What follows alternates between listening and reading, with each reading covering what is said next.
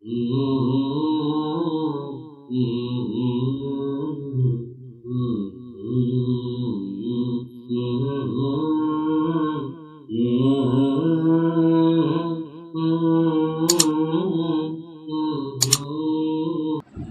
و نصلی علی رسولہ الکریم، اما بعد فاعوذ باللہ من الشیطان الرجیم، بسم اللہ الرحمن الرحیم۔ اللہ اکبر کبیرا والحمد للہ کثیرا وسبحان اللہ بکرۃ واصیلا۔ رب اشرح لی صدری ویسر لی امری واحلل عقدۃ من لسانی یفقہوا قولی۔ السلام علیکم ورحمۃ اللہ وبرکاتہ۔ ناظرین کرام، رمضان ڈائری کے تھرڈ ڈے کا آغاز کرتے ہیں۔ میں سورہ بقرہ کی تلاوت کر رہی تھی تو جن آیات کے اوپر آ کر میں ایک دم رک سی گئی تو میرے ذہن میں خیال آیا کہ کیوں نہ میں انہی آیات کو اپنی رمضان ڈائری کے تیسرے صفحے کی زینت بناؤں۔ تو وہ آیات کیا ہیں؟ میں ان آیات کی تلاوت کرتی ہوں آپ کے سامنے۔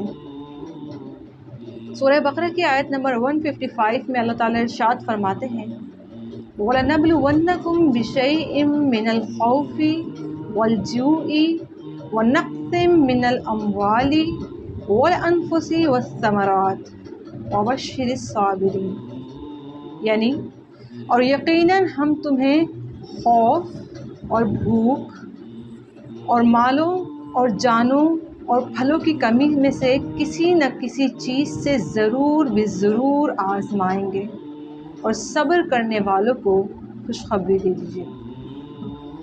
یعنی ان آیات میں اللہ تعالیٰ نے یہ ذکر کیا کہ انسان کو آزمایا جائے گا، ہر مومن کو آزمایا جائے گا، کیونکہ اس آیت کے اختتام میں اللہ تعالیٰ فرما رہے ہیں کہ وَبَشِّرِ الصَّابِرِينَ، یعنی صبر کرنے والوں کو خوشخبری دے دیجیے۔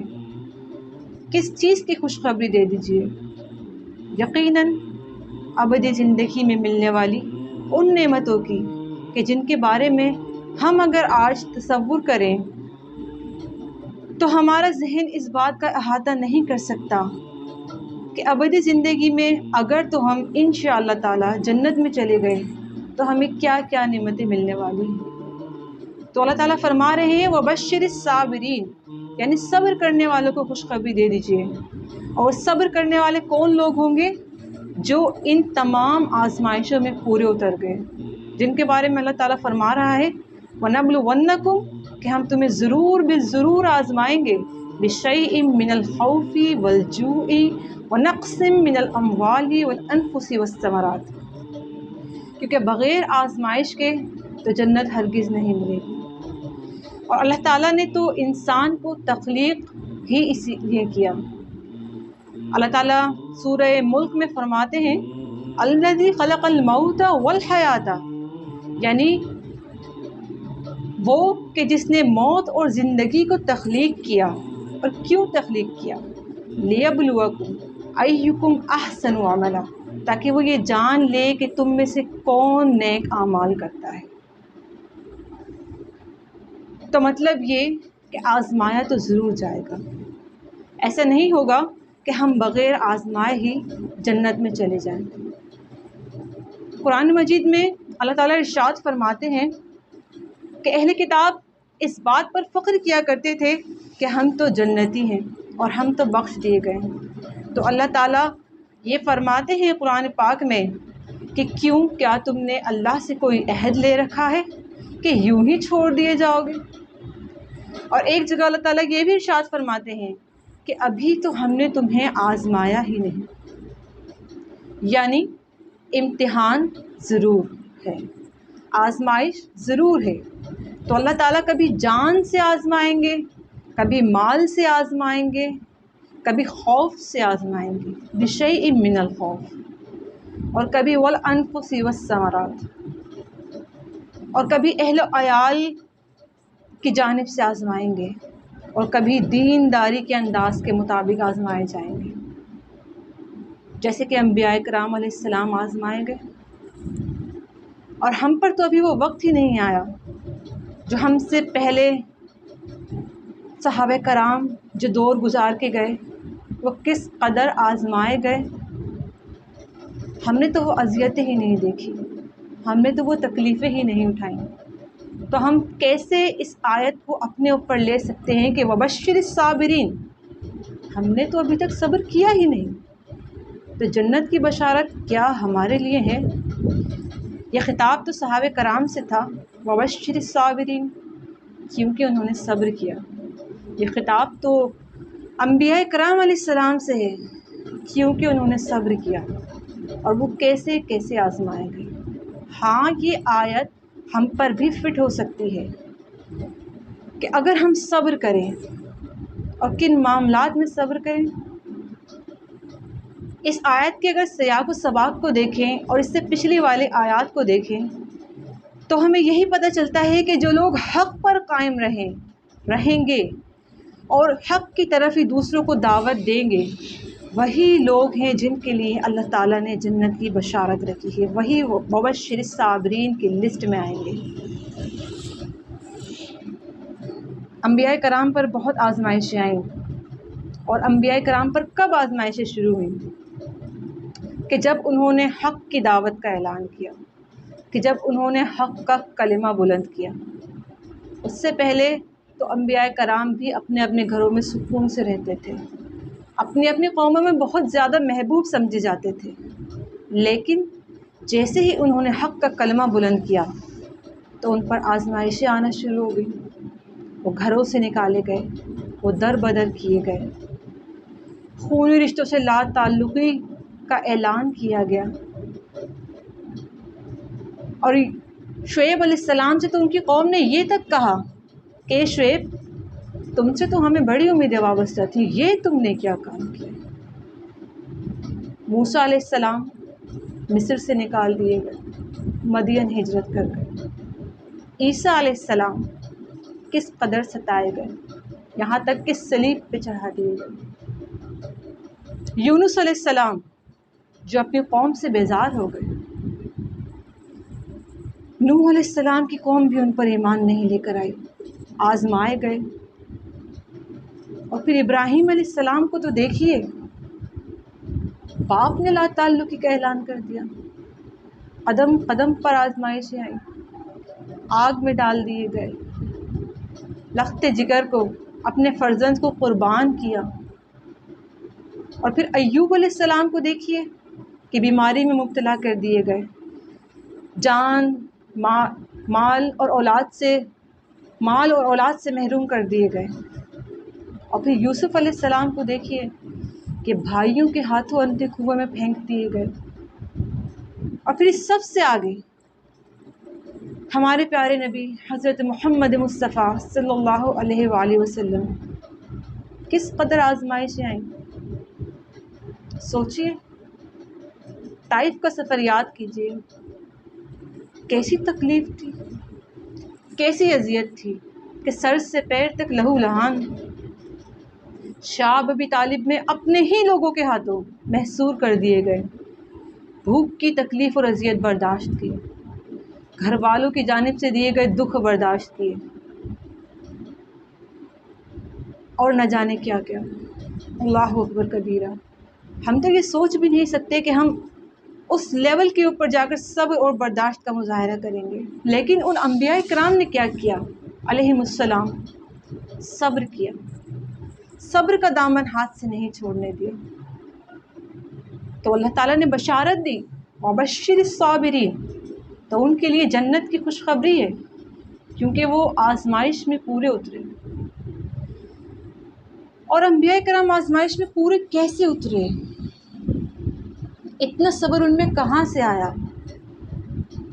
کیونکہ انہوں نے یہ جان لیا تھا۔ اسی کی سورہ بقرہ کی آیت نمبر 156 میں اللہ تعالیٰ فرماتے ہیں، الذین اذا اصابتہم مصیبۃ قالوا انا للہ وانا الیہ راجعون۔ تو انبیاء کرام نے تو یہ جان لیا تھا کہ انا للہ، بے شک ہم اللہ کے ہیں، وانا الیہ راجعون، اور بے شک ہمیں اسی کی طرف لوٹ کر جانا ہے۔ تو انہوں نے تو اپنی حیات مبارکہ میں اس چیز کو سمجھ لیا تھا کہ ان للہ، یقیناً ہم اللہ کے لیے ہیں۔ تو ہماری جان بھی اللہ کی، ہمارا مال بھی اللہ کا، ہماری اولادیں بھی اللہ کی، اور جس کا ثبوت ابراہیم علیہ السلام نے دیا۔ اور ابراہیم علیہ السلام کے لیے تو اللہ تعالیٰ نے قرآن مجید میں خود ارشاد فرمایا کہ وہ ابراہیم الذی وفا، اور ابراہیم تو وہ ہے کہ جس نے وفا کا حق ادا کر دیا۔ تو وفائے عہد کے لیے تو آزمائش لازم ہے، اور ہم نے تو ابھی کوئی عہد پورا ہی نہیں کیا، ہم تو ابھی آزمائے ہی نہیں گئے۔ تو صحابہ تو انبیاء کرام نے تو یہ بات سمجھ لی تھی، اور صحابہ کرام نے بھی یہ بات سمجھ لی تھی کہ ان للہ و انا الیہ راجعون۔ تو وہ لوگ تمام تر آزمائشوں میں پورے اترے۔ اور ہمارا کیا عمل ہے ناظرین کرام؟ ہم نے اس آیت کو کس کانٹیکسٹ میں لیا؟ ان للہ و انا الیہ راجعون، کہ جب کوئی مر جائے، کوئی فوت ہو جائے، تو ہم اظہار تعزیت کے لیے یہ ایک جملہ اپنی زبان سے ادا کر دیتے ہیں کہ ان للہ و انا الیہ راجعون، بے شک ہم اللہ کے اور اسی کی طرف لوٹ کر جانے والے۔ لیکن اس سے پہلی والی آیت کو غور نہیں کیا، الذین اذا اصابتہم مصیبۃ، کہ وہ لوگ کہ جن پر کوئی مصیبت آتی ہے تو وہ صبر کرتے ہیں۔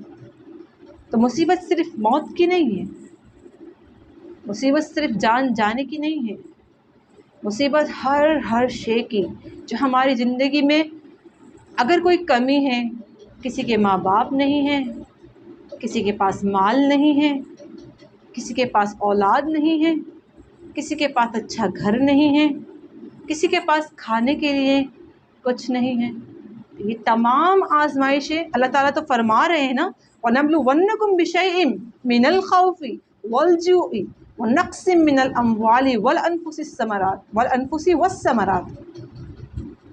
تو ہم نے ان تمام مصیبتوں کو صبر کر تو یہ نہیں کہا کہ ان اللہ و انا الیہ راجعون۔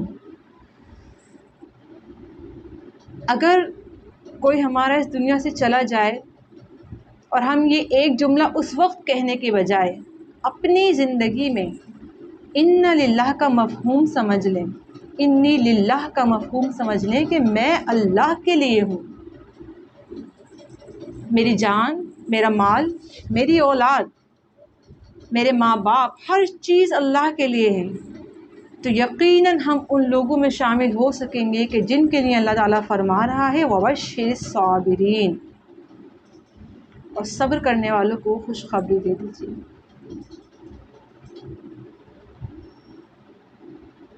تو ناظرین کرام، یہ آزمائشیں آئیں گی، ہم پر بھی آئیں گی اور آ رہی ہیں،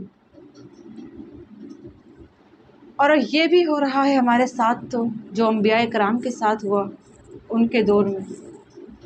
آج اگر ہم دنیاوی زندگی میں مشغول رہیں، دنیاوی کھیل تفریح ان چیزوں میں لگے رہیں تو کسی کو کوئی پرواہ نہیں، لیکن جیسے ہی اللہ تعالیٰ ہمارے دل کو ہدایت نصیب فرمائے اور ہم حق کی جانب، اپنے اصل کی جانب رخ کرنے لگے، تو فوراً سے تنقیدوں کا سامنا سننا پڑ جاتا ہے۔ یہ تو مولوی ہو گیا، یہ تو مولون ہو گئی۔ وہی کچھ جو انبیاء کرام کے ساتھ ہوا، وہی کچھ آج بھی ہو رہا ہے۔ تو ہمیں کیا کرنا ہے؟ ہمیں صبر کرنا ہے۔ ویسا صبر تو ہرگز نہیں کر سکیں گے جو انبیاء کرام نے کیا، ویسی تکلیفیں تو ہرگز برداشت نہیں کر سکیں گے جو انبیاء کرام نے برداشت کی، لیکن اس سے سیکھنا ضرور ہے، کیونکہ ہم ہی تو وہ امت ہیں کہ جس کو چن لیا گیا ہے اللہ تعالیٰ کی طرف سے۔ اللہ تعالیٰ فرماتے ہیں قرآن مجید میں هُوَ اجْتَبَاكُمْ، کہ تمہیں چن لیا گیا ہے۔ کس کام کے لیے چن لیا گیا ہے؟ اس کام کے لیے، اتنے بڑے کام کے لیے جو کہ انبیاء کرام کیا کرتے تھے، کیونکہ نبی صلی اللہ علیہ وآلہ وسلم کے بعد تو مہر لگ گئی کہ قیامت تک اب کوئی نبی نہیں آئے گا، تو پھر اللہ کا دین کون آگے پہنچائے گا؟ تو یہ اللہ تعالیٰ کی مہربانی ہے नबी सल्लल्लाहु अलैहि वसल्लम की उम्मत पर, हम पर, मुझ पर, आप पर कि अल्लाह के दीन को आगे पहुंचाएंगे। और यकीनन तकलीफ़ें आएंगी, यकीनन रुकावटें आएंगी, यकीनन तनकीद का सामना करना पड़ेगा, लेकिन अगर वो बशर साबरीन में शामिल होना है तो ये सब तो बर्दाश्त करना है। खौफ को भी बर्दाश्त करना है, भूख को भी बर्दाश्त करना है, माल के नुकसान को भी बर्दाश्त करना है, हर चीज़ को बर्दाश्त करना है। अहलो अयाल की जानिब से हो सकता है दूरी का सामना करना पड़े, उसे भी बर्दाश्त करना है। और अगर कोई मुसीबत आएगी तो इसी आयत के तहत, आयत नंबर 156 के तहत कि अल्लज़ीना असाबतहुम मुसीबतुन क़ालू इन्ना लिल्लाहि व इन्ना इलैहि राजिऊन, कि हम अल्लाह के लिए हैं और हम उसी की तरफ लौट कर जाने वाले हैं। अगर आज इस चीज़ को समझ लिया, अगर आज ये बात हमने अच्छी तरह समझ ली कि इन्ना लिल्लाह, इन्नी लिल्लाह, मैं अल्लाह के लिए हूँ, व इन्ना इलैहि राजिऊन, तो यकीनन हमारे लिए किसी भी किस्म की आजमाइश पे पूरा उतरना यकीनन बिल्कुल भी मुश्किल नहीं होगा। तो नाज़रीन किराम, यही 2 आयत थी जो मेरे जहन में थी, जो मैंने आपके साथ शेयर की, और यही आयत मैं अपनी रमज़ान डायरी के तीसरे पेज पर लिखूँगी और अल्लाह ताला से यही दुआ करूँगी कि अल्लाह ताला हम सब को वबश्शिर साबिरीन की लिस्ट में शामिल कर ले। अल्लाह ताला हम सब को तमाम तर आजमाइशों में पूरा उतरने वाला बना दें। अल्लाह ताला हम सब को हमारी ज़िंदगी में, हमारे मौत के बाद नहीं कि हम मर जाएं तो कोई कहे इन्ना लिल्लाह, हमारी ज़िंदगी में हम सब को इन्नी लिल्लाह का मफ़हूम समझा दें, ताकि हम उन लोगों की लिस्ट में आ जाएं कि जिनके लिए अल्लाह ताला फरमा रहे हैं कि उनके लिए नेमतों के बाग हैं। सूरह रहमान पढ़े ना आप, तो आपको पता चलेगा अल्लाह ताला ने जन्नतियों के लिए क्या क्या कुछ करके रखा है, इंतज़ाम करके रखा है। सुभान अल्लाह। तो बस अल्लाह ताला से इसी दुआ के साथ अपनी वीडियो का इख्तिताम करूँगी कि अल्लाह ताला हम सब को जो कुछ हम पढ़ें और जो कुछ हम समझें, अल्लाह ताला हमें उस पर अमल करने वाला बना दे। अल्लाह ताला अपनी बात को, अपनी आयत को हमारे दिलों में और हमारे जहन में रासिख कर दे। आमीन सुम्मा आमीन। आखिर दावाना अनिल हम्दुलिल्लाहि रब्बिल आलमीन। अस्सलामु अलैकुम व रहमतुल्लाहि व बरकातुहू।